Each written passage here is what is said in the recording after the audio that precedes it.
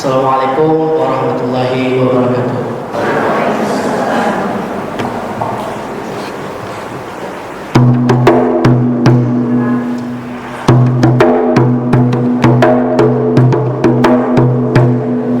Ayang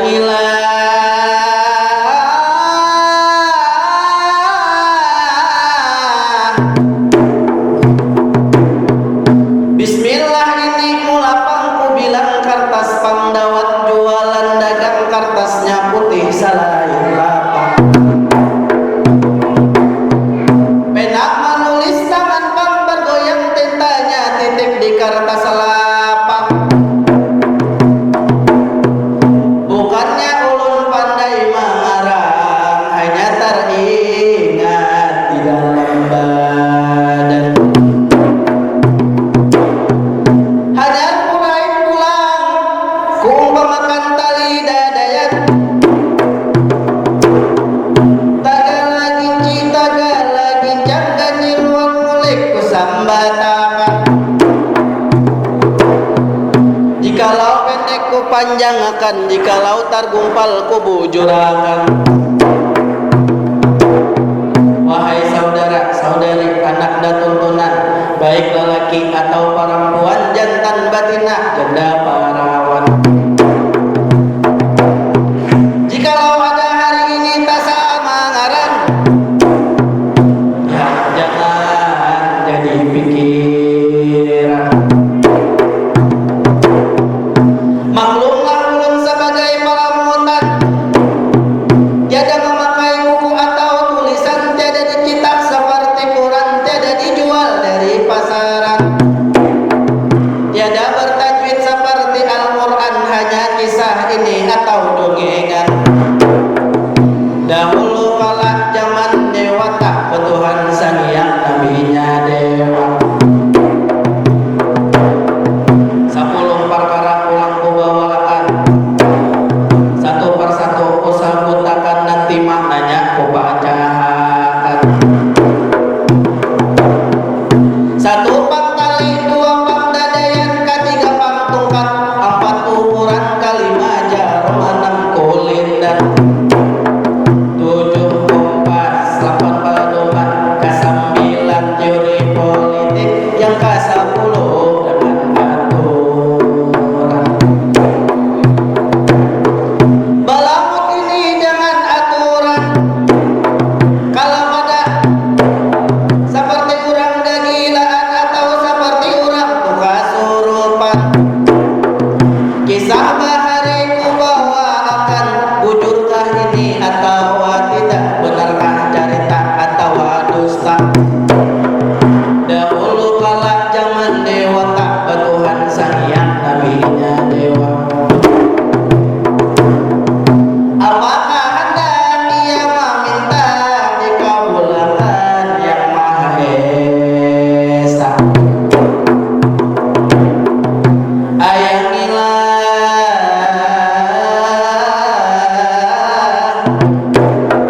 Marilah kita mulai saja. Inilah ceritakan ku mulai. Konon kabarnya zaman bahari tersebut cerita sebuah negeri. Kotanya tabel, tanahnya tinggi, alon-alonnya lebar, tiada terparit, berbatu pasir dilambi duri. Rakyatnya banyak, tiada pangkar bilang, seperti pang samut digantar sarang, seperti tawon dibuai sarang.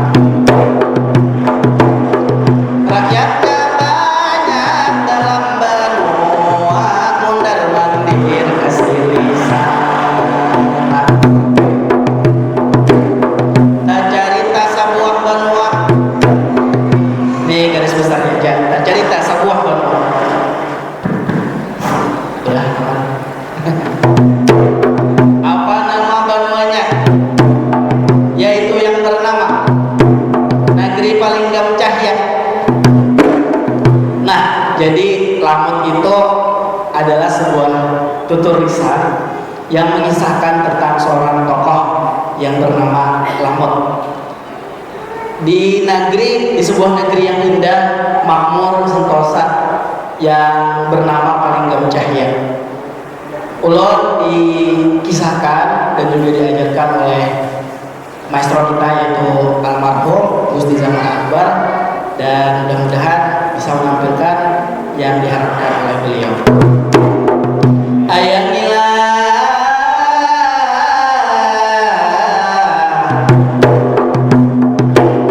paling cahaya itu negerinya makmur aman sentosa, banyak pang rakyat di situ berusaha, banyak pang rakyat jadi sejahtera, banyak pang sawit lawan perkebunan apa adanya, banyak baisi tambang besi perak lawan emas serta batu bara. Siapa nama rajanya? Raden Bungsu dibalik nama. Jadi paling cahaya ini bisi seorang raja yang gagah, yang ganteng dan bijaksana, yang bernama Raden Bungsu. Ya, Raden Bungsu tuh segagah Bapak Soekarno lah. Dan juga Raden Bungsu ia raja yang ganteng dan bijaksana. Beliau mempunyai harta berana, 7 keturunan tiada habisnya, dicintai oleh rakyatnya, senyum sapa dengan warganya. Raden Bungsu berisi ratu yang imut cantik jelita. Raja Bungsu mempunyai istri cantik jelita. Siapa nama istrinya? Kasumanela nama istrinya. Kasumanela ini orangnya pungas banget. Kalau bahasa Indonesianya cantik tuh. Jadi Kasumanela ini cantik banget, kayak Ibu Dasia ya. Ibu Dasia yang cantik banget hari ini. Tepuk tangan dulu untuk ibunya yang dari pusat sudah datang untuk bersilaturahmi dengan kita. Kasumanela ini setia, cantik dan juga mempesona. Kalau diibaratkan itu kayak bulan purnama. Dan beliau ini dicintai betul dengan Raja Bungsu ini. Tapi Raja Bungsu walaupun mempunyai harta banyak, rakyat banyak, dan juga negeri yang makmur, tapi ada satu yang beliau kurang sempurna, yaitu belum mendapatkan putra. Raden Bungsu, aduh kasihan betul, karena semua sudah disediakan, tapi belum dapat seorang pangeran. Kasumanela belumlah bisi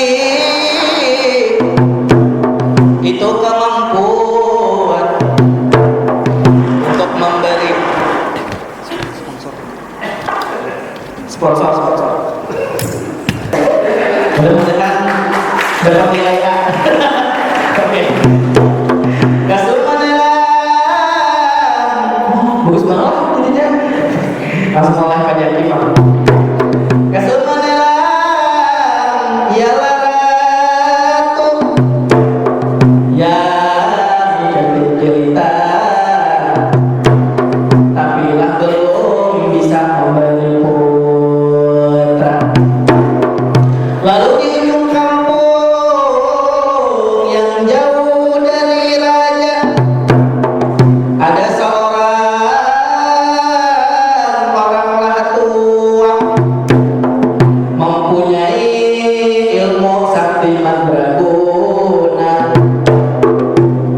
paman lamut diberi nama. Nah, lalu Raden juga Kasemanan ini mengetahui nih bahwasanya di ujung kampung itu ada seorang sakti mandraguna yang bernama Paman Lamor. Karena beliau sudah ke tabib-tabib, ke 40 tabib sudah belum bisa juga untuk mengobati si Raden Bungsu dan si Kasemanan ini belum juga mendapatkan seorang putra. Lalu beliau datang ke wadah Paman Lamor, lalu menyuruh Labai Alungwan Anggesinga.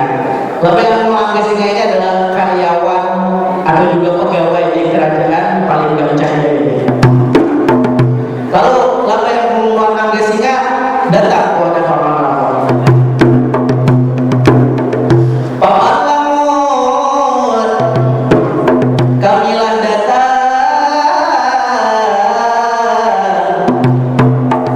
kamilah datang membawa pesan, kamilah datang membawa pesan, mudahan pian bisalah itu menolong kami semua. Lalu Labai Alungwan Anggesinga ini bepadah lawan Paman Lamor bahwasanya raja dan juga ratu ini perlu nih diperiksa dan diobati. Kata Paman Lamor, beliau tidak bisa gitu kan. Beliau merendahkan diri bahwasanya beliau tidak bisa mengobati gitu. Lalu Paman Lamor ini datanglah ke kerajaan dan juga memeriksa si Kasemanan dan juga si Raden Bungsu. Lalu beliau datang ke kerajaan dan melihat Raden Bungsu dan juga Kasemanan ini. Dan ternyata setelah ngobrol dan juga diskusi, ternyata Raden Bungsu dan Kasemanan ini mempunyai hajat dulu, mempunyai hajat yang belum diselesaikan. Jadi Paman Lamor menyarankan agar Raden Bungsu dan Kasemanan ini menyelesaikan hajat. Hajatnya itu apa? Hajatnya adalah berziarah atau ingin mendatangi Pulau Madudayan Madudupa. Pulau Madudayan Madudupa itu adalah pulau penghajatan. Dan di pulau penghajatan itu di zaman dulu ya, setiap orang yang punya hajat dan datang di Pulau Madudayan Madudupa itu, maka terkabullah semua hajatnya. Lalu berjalan berlayar, Raden Bungsu dan Kasemanan diiringi Paman Lamor, Labai Alungwan Anggesinga ke Pulau Madudayan Madudupa, melewati berpulau-pulau, berlaut-laut, bergunung-gunung, untuklah sampai itu ke pulaunya.